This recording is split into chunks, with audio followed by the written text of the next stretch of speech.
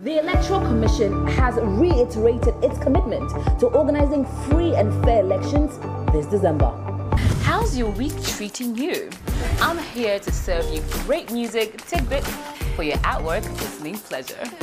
Rastafari, Rastafari, Rastafari. Our Father, who art in Zion, come my way, come my way, come my way.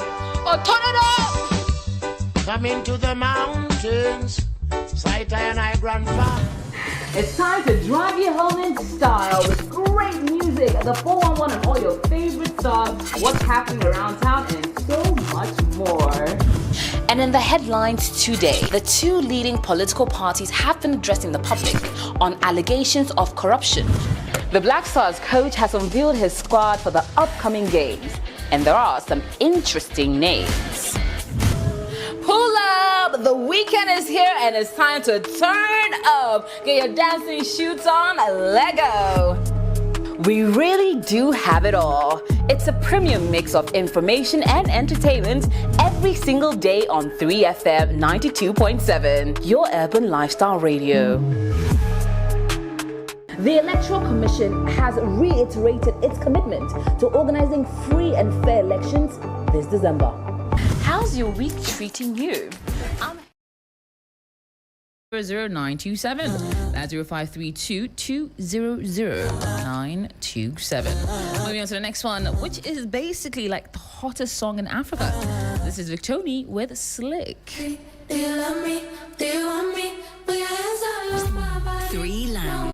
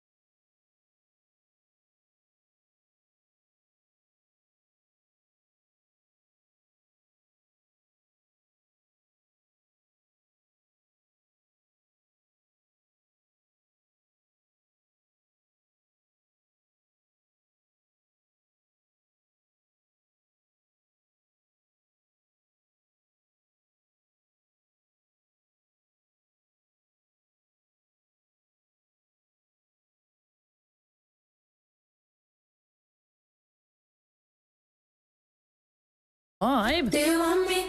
Put your hands all over my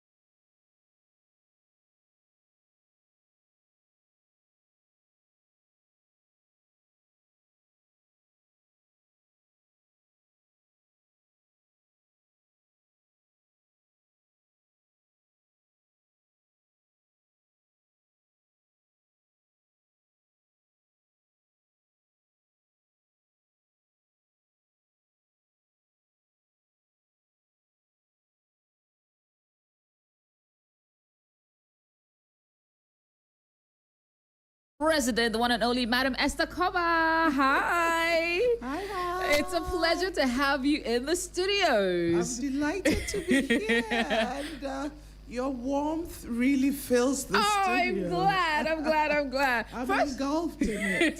Thank you. I'm excited to hear that. First off, what's your favorite song? My favorite song. Do you have a favorite song?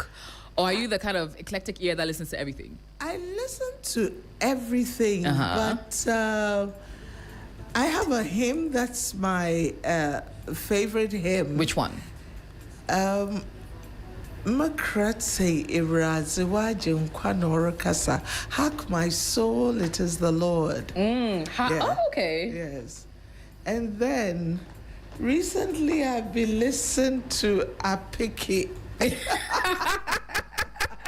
Okay, I was not expecting that. Okay, but I can understand why. I thought I would shock you. I would never have guessed that at all. Okay, all right, let's start it off with... Something has to pick. Something has to pick. Honestly, we cannot be here and something will not pick. All right, so let's start it off with Apiki by King Polluter, and we'll officially start the conversation.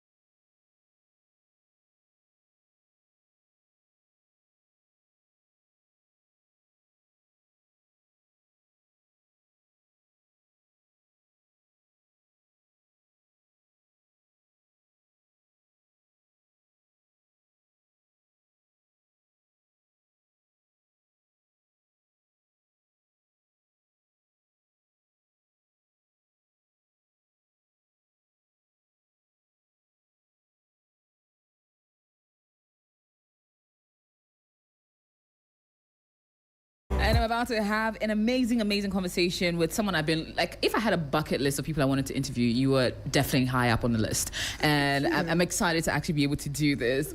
But first and foremost, if you did not do, and I know it's a cliche question, but I'm actually quite curious. If you were not doing public relations, what would you have done?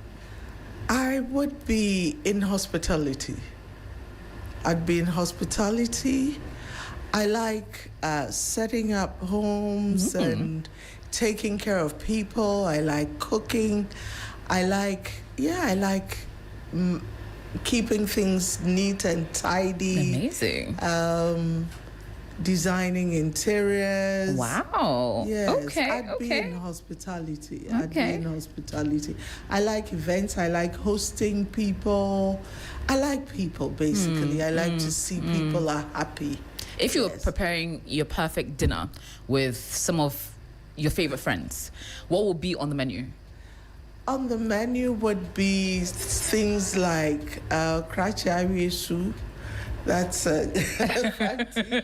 And would also have palm nut soup. Okay. Palm nut soup for dinner is a bit tricky, but groundnut soup.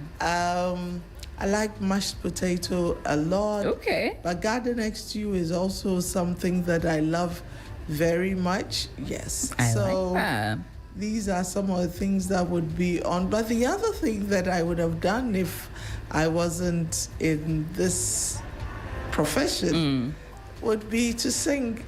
Really? Yes, I love to sing. Were you ever in the choir? Yes, I've always been part of a choir. And in fact, when I was in the Mofratro, I was in the choir. We had a small choir. And then in Wesley Girls High School, by God's grace, he chose some of us to start Joyful Way Incorporated.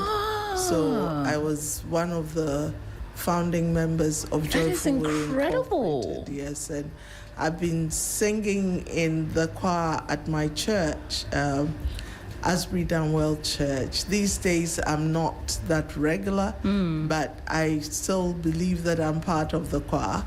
Yeah, so Amazing. I sing. I love to sing, and I love to sing gospel music Now, and hymns. that's amazing to hear. Now, when did you realize you could sing? When I was very little, my big brother, may his soul rest in peace, our firstborn, found out that I had a good voice that I had inherited from my mother. And so whenever he had guests, He would ask you to. he would ask me to come and stand there and sing. I think That's amazing. that helped to build my confidence. He had so much confidence in me. So from age 5, 6, I was singing. I was Wow. singing, and my mother had an amazing voice. Imagine. She would sing very early in the morning at dawn when she was going about, doing her duties, chores. yes. And that's where I get the hymn, for instance, from. You notice that when you asked me, I gave you the fun Yes. version of of the it. hymn. So yeah, that I started singing when I was very little. Amazing. Now, speaking of when you were little, how would you describe yourself as a little girl? Oh, I was a very happy little girl with my mother, who involved me in almost everything that she did. Okay. She was very enterprising and entrepreneurial. So she was and quite domesticated. Okay. She did her home very well, and she cleaned it with us. She did everything from baking to crocheting Wow. and knitting and sewing. Name it, my mother did it. And she sometimes sold in the market, even though, she had her education and all Yeah. that. She was home taking care of us, and she would take us with her to Mankasim Market and all that. And then on weekends, we would really entertain. She used to take us to watch Kakeku, which is, I don't know that modern day people. Do you know about Kakeku? I know of Kakeku. Kakeku. So it's like a concert party, yes. Yes. And wow. So in second D, we would go and watch Kakeku on Friday evening or Saturday evening, and Wow. Sunday afternoons we would reenact what we saw, and it was beautiful. So I had a very lovely childhood. It was nice with my mother, very loving and warm, and we didn't have much, but we have lots of love and care. So that made us really happy. The tragedy that happened was that she died when I was 11 years. So that shook. Yes, the whole foundation of Yes, everything. it did shake me quite a bit, because it wasn't as if she was ill and then she died. Passed. She died in a motor accident. Oh no. A few days after she had taken me to school in Imofratro. So it was that shook me. So my childhood was, and we traveled a lot. My father was a postmaster, so we were moving from town to town. We lived in the northern region. We were in Boko, Wow. Tamale, Yendi, Navrongo, and then I started school in Salt Pond. Interestingly, over the weekend, I was in Salt Pond for Ibo Taylor's. I was supposed to have been in that at that funeral. Yes, I'm related to that side of the family as well. Yes. And that took me back, because that's where I went to class 1 at the Methodist school. So it was a really pleasant childhood until Ma left, and that has stayed with me till now. Wow. Now, so after you had to go through that tragic period, how did the rest of the childhood play out? The rest of my childhood played out with the memory of Ma never leaving me up until now. But there was support from family. My grandmother stepped in. Oh, amazing. My aunties gave me support. I came if I lived with my grandmother for some time, then I came to Accra to live with one of my aunties, Mrs. Akomensa, and then the other aunties, Mrs. Dufo, Mrs. Lai, Mrs. Frimpong, Mrs. Sam, all of them rallied around. And my brothers and my sister, I guess the loss of her mother drew us together in ways that up till now amaze me, because we lost our mother when we were all very young. I was 11, the other was 13, 15, 17. My big brother, my big sister turned 21, I think 2 or 3 days before my mother died.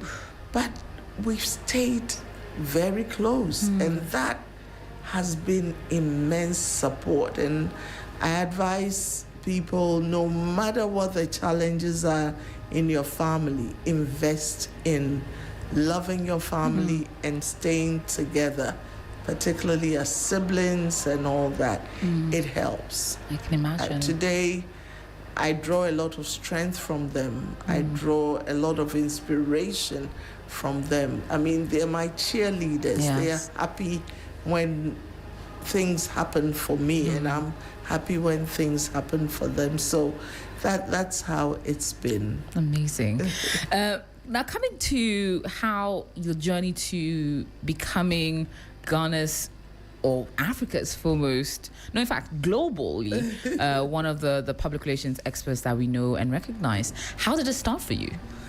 It started by my upbringing and the context in which I grew up. I grew up in Sekondi, between Sekondi and Komenda. And as I said, because my father was a postmaster, we traveled, to different parts of the country. And I think I was always struck by the deprivation and a desire to see. So you would see Sekondi, and then on the way to Komenda, you see all these villages, and you would be traveling in the mail van. You have never seen a mail van. And stop at every village, and then you're thinking, what would make Ghana, what would make all these communities have a more developed life? I wouldn't say they were not happy, because I was very happy in Komenda. And I guess I carried that with me into my education. I'm also somebody that likes mutual understanding. I like people to understand each other, understand the other person's reality and all that. I guess it's also from my Christian upbringing, being forgiving, understanding why somebody is the way they are, so you're not accusing them or judging them. I brought that into my education. So at Wesley Girls High School, I was really interested in English literature, history, religions, the subjects that teach you about humanity and human behavior. And so I carried that into university. And then I discovered communication, where, of course, I learned some social psychology and began to appreciate what it means to communicate and not just deliver information. Communication goes beyond delivering information. It involves understanding the other person's perspective and checking that with your perspective and being able to engage with the person in a manner that resonates with them and bring, mutual understanding. So it's who I am plus my upbringing that I connected to my academic work. And then developed this interest in a disciplined approach to human engagement. I like that. And I guess I threw everything into it. I threw my everything into it, especially when I became aware that there are many people who don't understand the profession. Sure. And think that because you talk, it means you're a professional communicator, or because you can write, you're a professional communicator. I thought, let me find a way of helping countries, individuals, organizations to understand the value that communication brings. Yesterday, I was training some young people in strategy, communication strategy development, and I asked them about communication, and one of them said, I see from what you are sharing with us that the communication is the heartbeat of human existence. It really is. How would we exist if we were not able to communicating? communicate? So with that, I mean, after my work with GIHOG, GNPC, and all that West African gas pipeline project, I thought, let me set up an entity through which, by God's grace, we can demonstrate the value that communication brings and also contribute to national development and individual livelihood enhancement and improved profitability for organizations. So I threw myself into what eventually became Strategic Communications Africa Limited, which by God's grace has been around for over 32 years now. And whilst working with clients, one of the multinational clients I had, the person that was my contact in that organization was in the UK. One day she called me and she said, are you a member of the International Public Relations Association? At that time, I was a member of Prague, Public Relations Association of Ghana. And I said, no, I'm not. And she said, you have to be. And at that time, somebody needed to endorse you to be a member. And I said, why? And she said, the quality of work that I have seen you deliver, it's international standards, requires you to be a member of this association. I said, wow. I mean, the person sits in London. I hardly saw her, but she was appreciative of the excellent work that was coming to her from us, and that encouraged me a lot. So I put in my application and became a member. That was in the early 2000s, late 90s. And I've been a member until, I was invited to be a judge on the global awards that International Public Relations Association organizes. That is the Golden World Awards. So I was a judge for some time. And then in 2025, I was somewhere as part of a team training African leaders. And I received an email that said that the IPRA board, the International Public Relations Association board, had unanimously selected me to be the president of the association. And I thought, wow. That is incredible. At that time, the Institute of Public Relations Ghana had also voted me as president. So I said, well, how do working on these, it means I enrich both with what I do on both sides. So that is what got me into all this. But basically, I love what I do. I throw myself into it. I believe that church is not in a building. That is a chapel.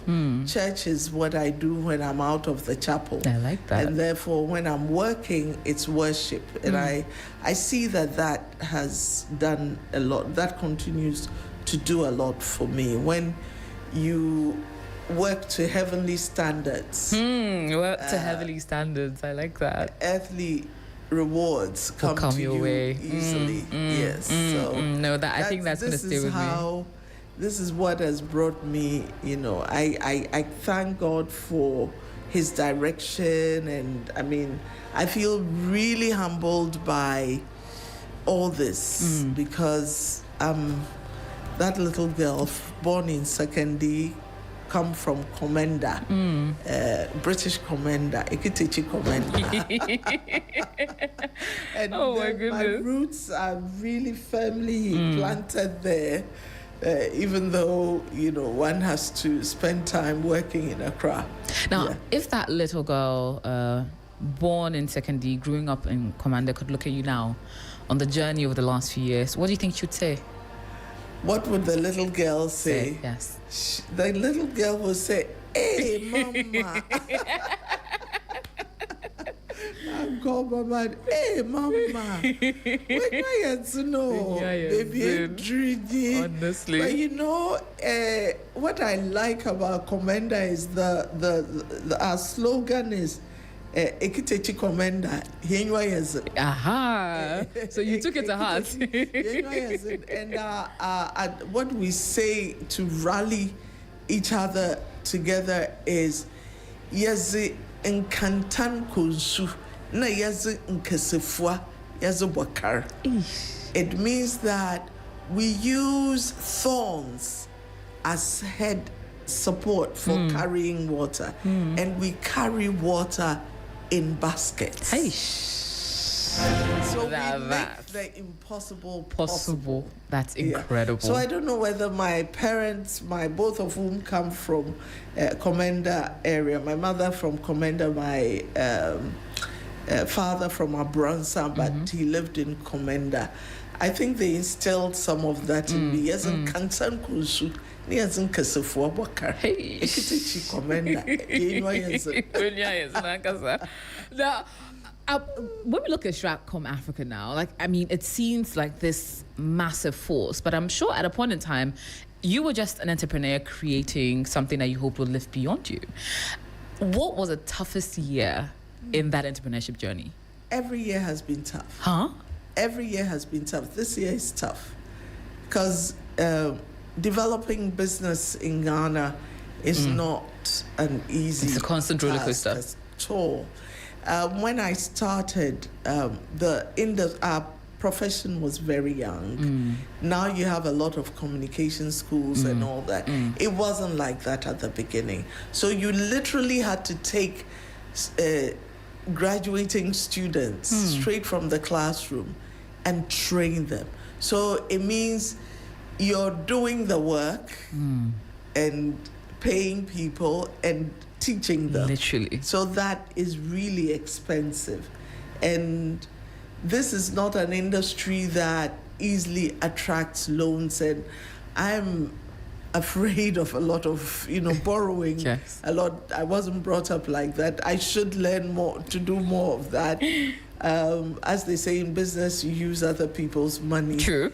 And then also, because a lot of people don't understand the value that communication brings, they find it difficult to pay for the value that you bring. And the knowledge economy is also not well known to people. So when you give people advice, you offer advisory services, they feel like, I just needed advice and I came to you. Why do I have to pay for it? Why do I have to pay for it? So you'll find that if you write a brochure or you come up with a concept for a creative thing, an organization is more willing to pay for the production of a video, for the printing of a brochure, than the development of the idea. Pay for the development of the idea. We want to pay for the tangibles and not the creativity that goes into the tangible. And what it is that a lot of people do not appreciate that communication has a lot of science, and that good creative work has to be backed by science. So in Stratcom Africa, we say we blend the science and the art of communication. We spend a lot of time on the science, and people don't understand that. So it means that you employ people who are working, and they expect a certain level of remuneration because they're comparing themselves to their contemporaries. But what it is the organizations are not paying well enough. You know, they wouldn't pay even what they pay to their staff in their own organizations. And sometimes it's difficult to get employees to understand that is the reality. And then you have situations where, for a consulting firm like ours, you'll get a request for proposal, you spend hours on a brief, weeks, you write, and they ask you, come and add this, you add it, and after about 3 months, they come and tell you, we decided we're not going to do it anymore. And we've gone a different direction, or someone else.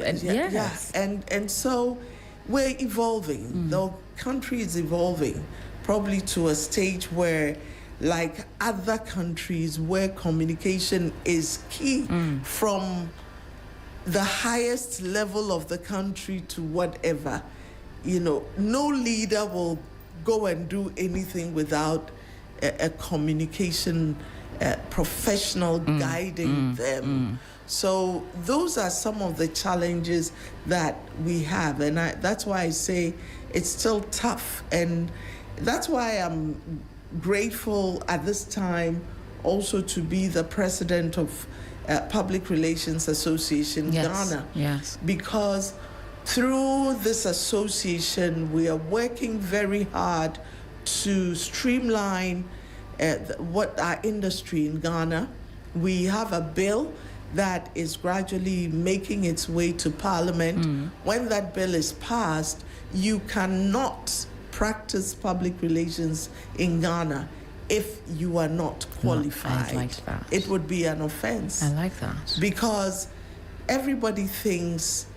if they speak well, they can be able to do public relations. Exactly. So that is what we are doing. And we ourselves, as an association, are putting a lot of value into ourselves. We are training ourselves. I mean, July was IPR Ghana month. Ah, okay. And we've spent a lot of time. An interesting session we had was, when did I get it wrong? Or what are the challenges that I face? We're not perfect. So we look at what we could do better in different situations. We have lectures on Friday. This coming Friday, we have a lecture coming up. And this lecture is the first in a series that we just introduced. We are introducing this year. Okay. It's our current ESCO that we presented it to council. They've accepted it. We went to AGM and it's accepted. It's called the Izikanfo Lecture. Ooh. Izikanfo Lecture. So we want to learn from those who have gone ahead of us. Yes. The good, what they didn't, they probably could have done better.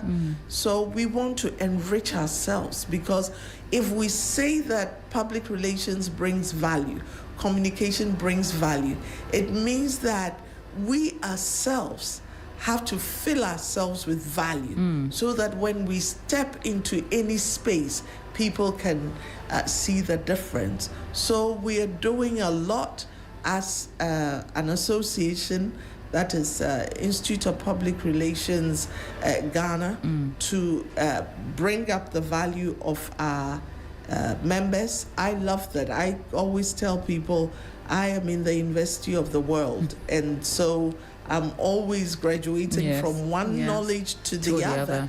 And that is what we are encouraging. You see, the danger with public relations and communication work is that because of events and other things, and look at me, I'm sitting here talking on radio and all that, it's very easy to flip to what people see as flashy side. Yes. And leave the substance. And that could undermine our profession. And so we are determined to let people see the substance enveloped in the flashiness, maybe, like that. or the substance enveloped the flashiness. So that is an area that we're looking at, critically, getting our members to improve their knowledge all the time. I like that. And also giving back to society. So during the July month, one of the things that we did, and we're doing it every year, was to go to JHS schools. Wow. To talk to them about environmental sustainability. You know, that's a subject very close to my heart, and I'll come to that shortly. We want young people to know that each one of us is responsible for preserving the environment. We are the stewards of God's creation. We can't just go and sit in church and come and ruin the earth on which we are worshiping, from which we are worshiping God. So we go, and our members in other parts of Ghana. So we have the northern middle belt, that's Central, Bono, and all that. They went to a school, they talked to them about environmental sustainability, and then we have the northern belt also go and talk to them. Why do we do that? We want them to learn through the process of our education and advocacy about public relations. I like that. And then we also want them to be channels of communication about environmental conservation. So through that, we're building minds that over time will be environmentally conscious and would also be channels of environmental consciousness. Amazing. So we have been building a doing tree and that. creating different branches around it to sort of impact and continue for a long time to come. So we did that throughout. And then, of course, we get our own members to talk to each other. And so we said, let your voice be heard. Don't just hear other people. So I've been amazed at the interesting quotations that I've seen members put on our platform, and I spend time to interrogate them and learn from them. And we also, at this time, are mobilizing our young professionals. We have a young breed of professionals, and we feel that they may have questions, needs, and networking needs and all that we need to focus on. So at this time, one of the things that we did in the month was to publicize the upcoming launch of our young PR professionals. That's amazing. Yeah, Okay. I need to be a part of that. Oh, that's incredible. And then, of course, we have the student chapters. They rock. They do amazing things. So we encourage them to think of programs that they will do by themselves. We are going to roll them out. And then we know that associations have executives. The executives are not necessarily trained leaders. So one of the things that we try to do is to train the executives of our student chapters. I love that. So that they will be strong leaders for our profession. That's amazing. So we practice what we preach. I like that. So when is the Izikanfo lecture happening? Where is it happening? Friday. Where? At the British Council Hall. Okay. It's open to the general public. Come and learn a thing or two. It's somebody's PR journey and the legacy it has left. It's not only for us, it's for the general public. So the first one is in honor of Joseph Alotepapo. Oh, wow. Joseph Alotepapo, I mean, he lived the profession. He worked it, and he lived it, and he taught it. And so on Friday, we're bringing people together to come and share his life and legacy. Amazing. We have somebody from Nigeria who he worked closely with when he was president of Africa Public Relations Association. And then we have somebody that is, we call him YOB, Yomi. He's excited. He's excited. When we called him, he said, if it is for Alote Papo, I'll drop everything and come. So he arrives in Ghana and he will interact with us. Then we have Reverend Osei Bimpo. He worked with Alote for a long time at SNET. And I'm expecting employees of SNET to come in their numbers. And all people who benefit from the work of SNET, please come, because Alote contributed a lot, not only in relation to PR, but in relation to HR and administration at SNET. So Osei Bimpom will be there, and we have a young professional, Pauline Crunchy, who also experienced Alote, and we want her to say a few words about what she experienced. But the person who will launch the whole annual lecture series is our Honorable Minister for Government Communication, Felix Ofosu-Kwakye. Wonderful. He's our sector minister. Yes. And he also gladly agreed to come. So it's going to be an amazing evening. I'm going to be there. I'm absolutely going to be there. Please be there and mobilize people to come. Yes, absolutely going to be there. You will learn a thing or two. Absolutely. Yeah. All right. So if you're just tuned in, I'm having an amazing conversation with Madam Esther Cobbah, the legendary Madam Esther Cobbah. Now I want to come to you and your book, Dare to Be.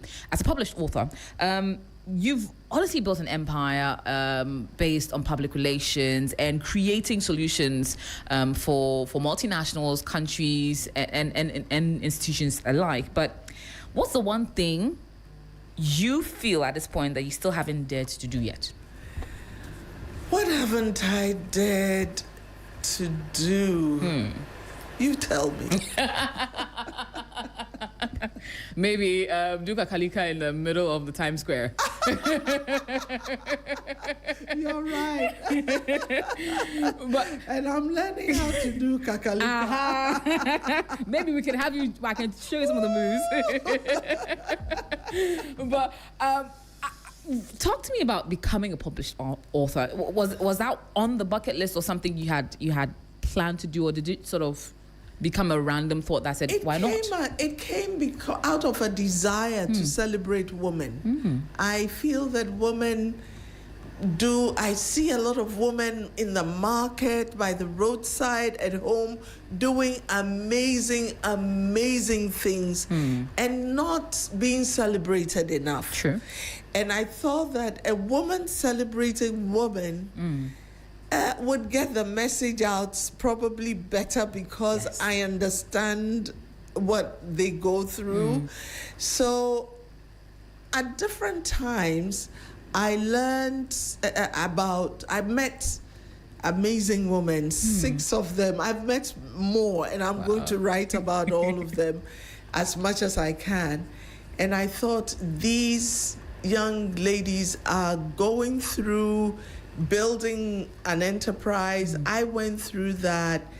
These are some of the lessons I learned. These are the challenges I went through.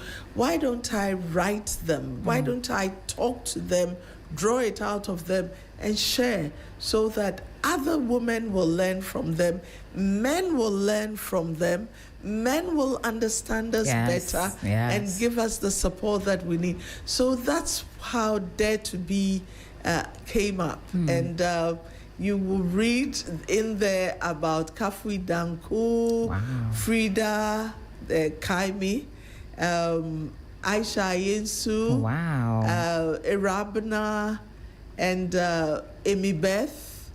All of them are in there. And they are amazing people. They've done a lot. Incredible things, and yes. Of course, my daughter, Miss V, is in there. I love it. So it's a variety, women doing things in a variety of spaces. The message also is that Dare to be what you can do. Dare to be what you can be, no matter what space you find yourself in. So you see, it's fashion, it's music, Yes. it's movie, Yes. it's cosmetics, it's whatever. It's coffee.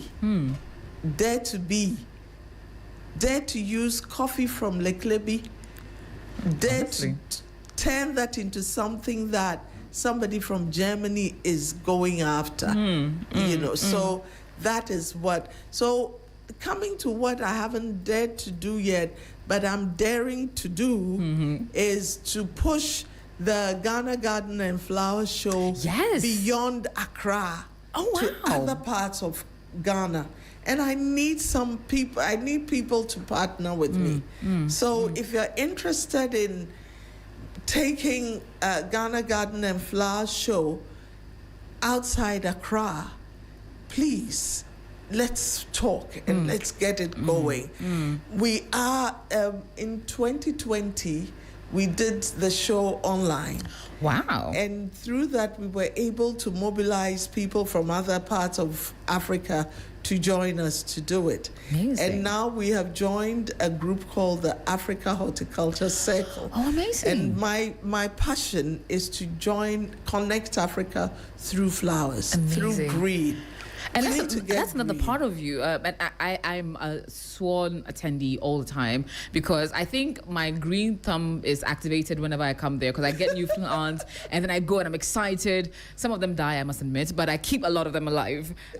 we do master classes. Oh, really? Yeah, on how to start a home garden, how to care for your plants and all that. This year it's from 11th September to 21st September. Oh, exciting. Thankfully, it's going to be opened by our dear Vice President. Oh, amazing. And so, all of us should come, and she's been very supportive. From the time that we started, she has visited almost every year. Wow. In fact, last year, during the week when we were in the office, we were told that she had come, she had walked around, interacted with the incredible. exhibitors and all that. So who best to have this year than her? Absolutely. And she's really, big on education, and that is something that we're doing. Educating people about green business, educating people about green beauty, Yes. green livelihood, green lifestyle. So this year our theme is green means business, Green beauty means business. and more. Beauty and more. I love So it. we invite everybody to come and join us in promoting a greener, cleaner, healthier, wealthier, more beautiful Ghana. So we're having on the 10th, that is even before the show starts, a round table to discuss the horticulture value chain. Who can develop seeds, who can prepare soil, Yes. who can help you plant, etc., etc. Then on the 11th in the evening we do the launch. Then after that we will do an awards evening with people from outside Ghana. Oh, wow. And then we're having a movie night. We're going to have a theater evening, drama night, where we educate people about green business and all that through drama. And this time we are starting something that we hope will be a competition with schools. So old school people support. This time we are going to Laboni Secondary School. Okay. So we're bringing them to come and deliver a play that is going to be scripted by a partner of ours. I mean, I met this lady, Vaco Vanderpoy. Oh, yes, I know Vaco. Yeah, she's amazing. Yes, She was part of putting together the Once Upon a School Bell by GIS. Yes. And I just thought, this is an amazing She's an amazing person. woman. Why don't we get people to know about it? Why don't we get her skill To be able to work utilized? towards, And I yes. thought, look, we need to educate people about sustainability, environmental sustainability, climate action and all that. Why don't we partner her? And I've called her, and she's positive. No, so she's amazing. I'm looking forward to having, and then of course we'll have a big fashion show. Oh. This time we have designers from, I think, Togo, Okay. Benin, and Ivory Coast. Oh, very Yes. West African. Yes. There's a Pan-African Nigeria vibe as we're well. creating. So it's going to be amazing. And we have exhibitors from Togo and Burkina as Wow. well. And Okay, we this year is yes, like... we have the Africa Horticulture Circle partners also coming from Nigeria. So this Amazing. year it's next level. Apiki. I'll pick it. This is our 14th year, and it's been picking. I love it. I'll pick Akasa. All right, now coming to another sphere of it, because you've been heavy on women in leadership and championing that. I want to ask your opinion on tokenism.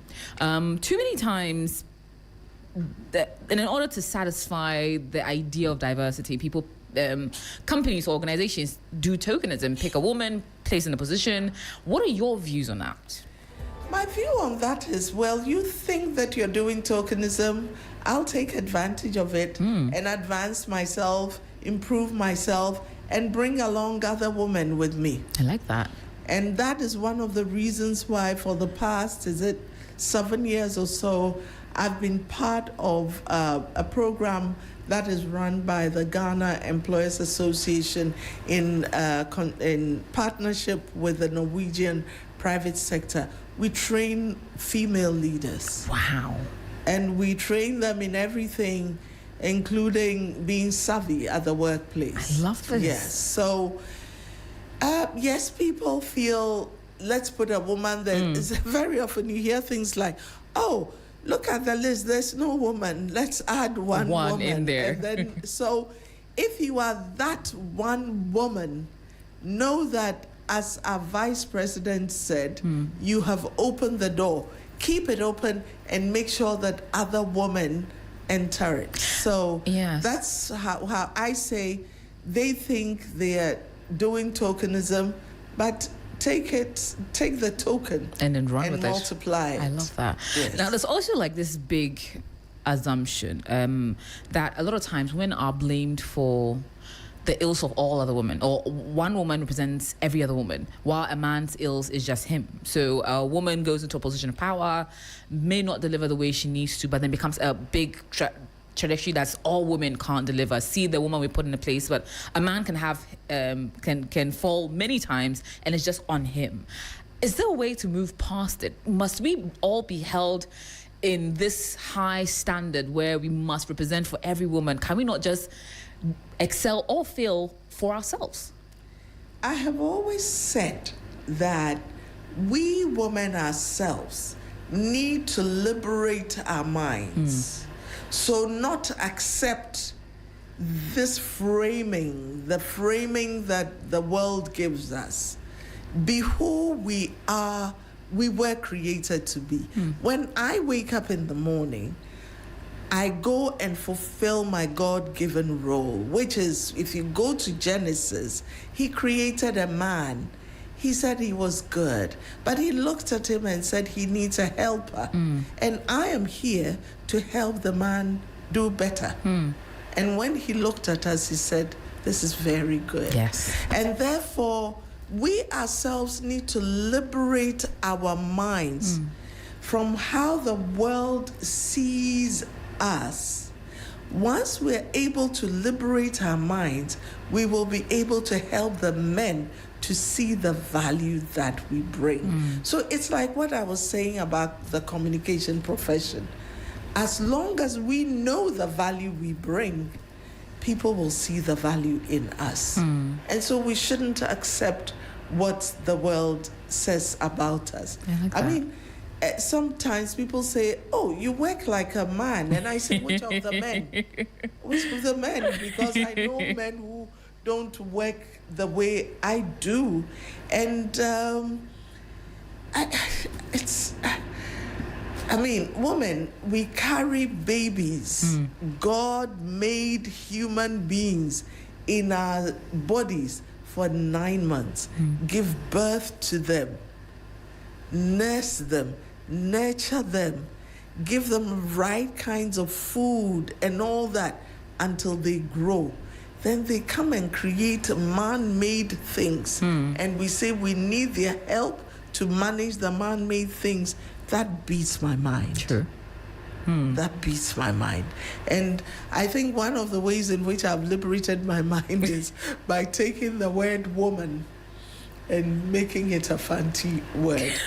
In fancy, Yes, please. wo at W-O, wo man. It means that we give birth to nations. Ah, woman, yes. And then wo man, we give birth to men. I love it. And we nurture them. That's right. And therefore, we should not just take everything that they say.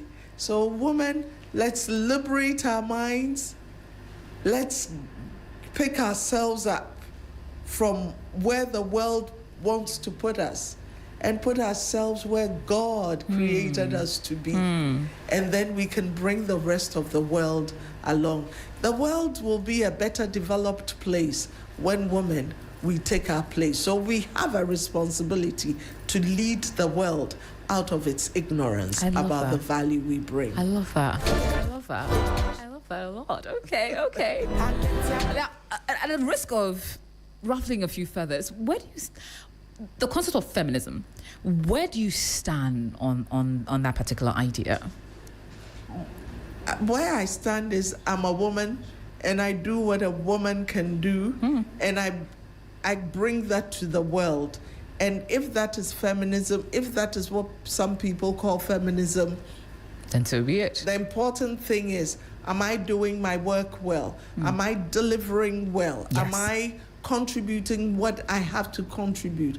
Am I engaging with my space in a manner that makes them appreciate where they are going wrong, where I am concerned? Then, if some people may call that feminism, I call that being true to who I was created to be. I like that. Now, as someone who has mentored many people, what, in your opinion, is the single hardest lesson that is not found in any textbook that you've had to teach to a young, ambitious female leader? Not in any textbook. One of the things, I don't know, I guess it may be in some textbooks, but that I use for myself and is my secret is to be authentic. I see that when I do things that I'm comfortable with, I excel. True. When I do not try to be somebody else, I excel. And when I talk to young people and all that, sometimes I see that there's a lot of frustration coming from, I want to be like this, Yes. and this person is not allowing me, that person is. We have that, and they will not go away. But go within yourself, and you will see that when you use your own capabilities and skills and knowledge, what it does is you propel yourself. There's energy within you that the world cannot stop. That's true. Because it is deep within you, and they can't go inside you and stop your energy. So be who you are. Tap into your passion and let that drive you, and your passion can be so hot that it will burn any negatives around you. That is the kind of advice or discussion that I have. I with love that. young people. Now, I must... Be humble. Be humble. Be humble. Be humble. Yes. Be humble. I like that. Now, coming into love and marriage and life in that regard, what role do you think communication has played in maintaining a good relationship or a good marriage? Communication has helped me to appreciate that my reality is never the other person's reality. We can have a shared reality. It takes talking. It takes also silence. People feel that silence is not part of communication. Silence is a major part of communication. As I'm speaking now, you are silent, but we are communicating. Absolutely. So you're playing your part in the engagement. You're silent, listening to me. And I see that in relationships. Sometimes we're not silent enough. We even have to silence our minds, because when somebody is talking to us, we're busy judging what they are saying. So you have to work yourself into a space where you're able to allow the other person to be, to speak to you. When that happens, you understand their reality. Then you're able to convey your reality to them in a manner that resonates with them. I like that. You're also married to an equally powerful man, an incredible lawyer Chikata. What, if you can remember, the funniest disagreement you've ever had with your husband?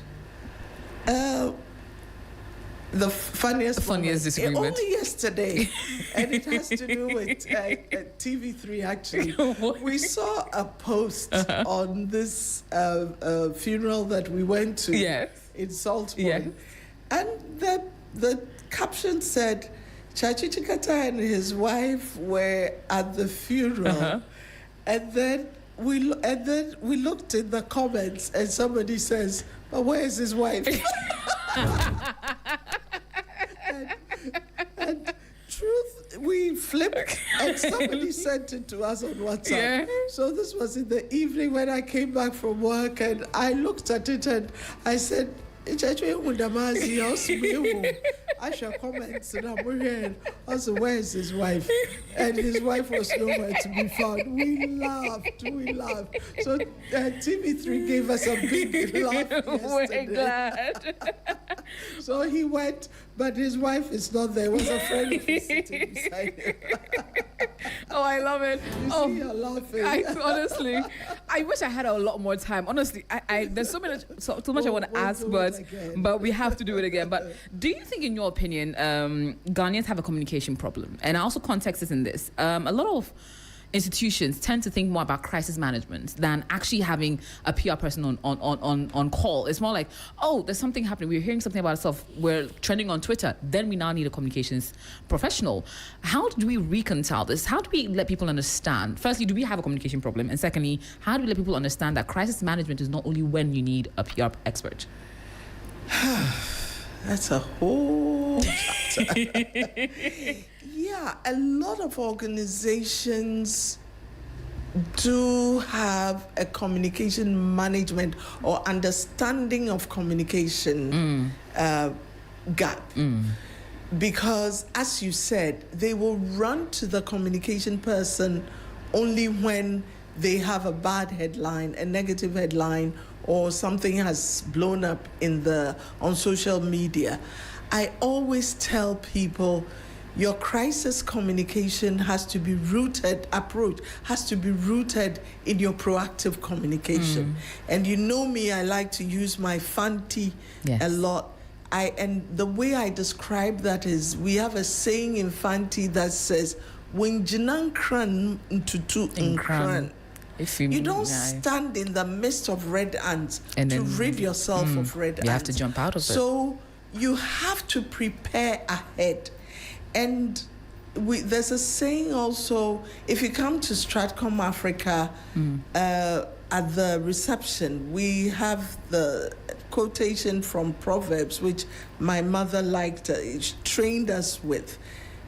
Zinpa yesen ahunya.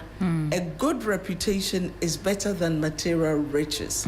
You know, And it is summed up also as your reputation precedes you. Sure. So if you're an organization and you have not systematically and strategically worked on your communication such that you have a good reputation, the first time you have a crisis situation or that puts you in the public eye is your negative reputation. But if you have worked on a reputation that is positive, even when you do something happens, people will say, oh, but this organization, right. yes, this is something that happens all the time. Something Something must have happened. And so that is what you invest in. In fact, I've taken time to compare proactive communication and reactive crisis communication, and organizations spend more Non-reactive. during crisis.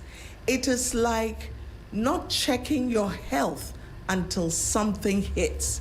You spend all the money you think you were saving On that one thing. from not going to the hospital to do your health checks on that one ailment that hits you. So that is a challenge that we have. And that is happening in marriages, in families. Families are not speaking to each other frequently. We're doing WhatsApp all the time. We're not seeing each other because of the distance. We're not investing time in seeing each other. And I mean, all of us are guilty of that. We need to do that. Otherwise, we don't get to know each other's reality well enough. So on a WhatsApp platform, a family member says something and all hell breaks loose because we haven't understood the reality of what they are going through. Husband and wife are busy. They're not talking to each other and working with each other's reality, sharing information for mutual understanding. And therefore, there are conflicts. We're not understanding our children enough. So communication helps to have a shared reality. So we see that when we are speaking, we have a shared message, and that helps us to realize a shared goal. I love that. I love that. I love that. I love that.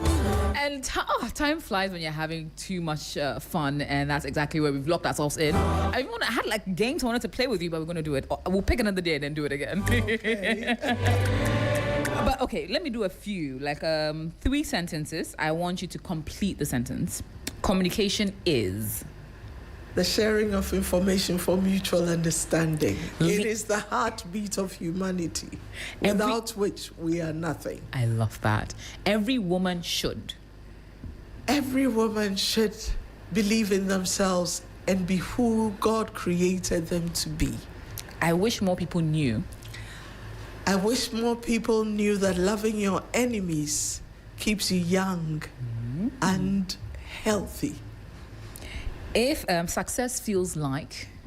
Success feels like having helped the next person around you, because then that is what makes you relevant, and that what gives glory back to the God who gave you the talent with which to help. And finally, my legacy will be... My legacy will be what God wants my legacy to be. And on that note, thank you so much for coming through, Madam Esther Cobbah. One of my favorite conversations this year, honestly. And thank you so much for coming through. You. Truly appreciate Thank it. you. And we must do this again. We'll do this will. just before the launch of the Flower and Garden show. Thank yes, you. Yes. Thank you for your warmth.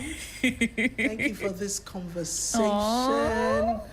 Thank you for just enabling me to share. Oh, thank you. And thank you Ma. for sharing with me. You're amazing. Thank you so Keep much. doing what you're doing. Thank you, ma'am. You're cut out for it. Yeah. Thank you so much, ma'am. I truly appreciate it.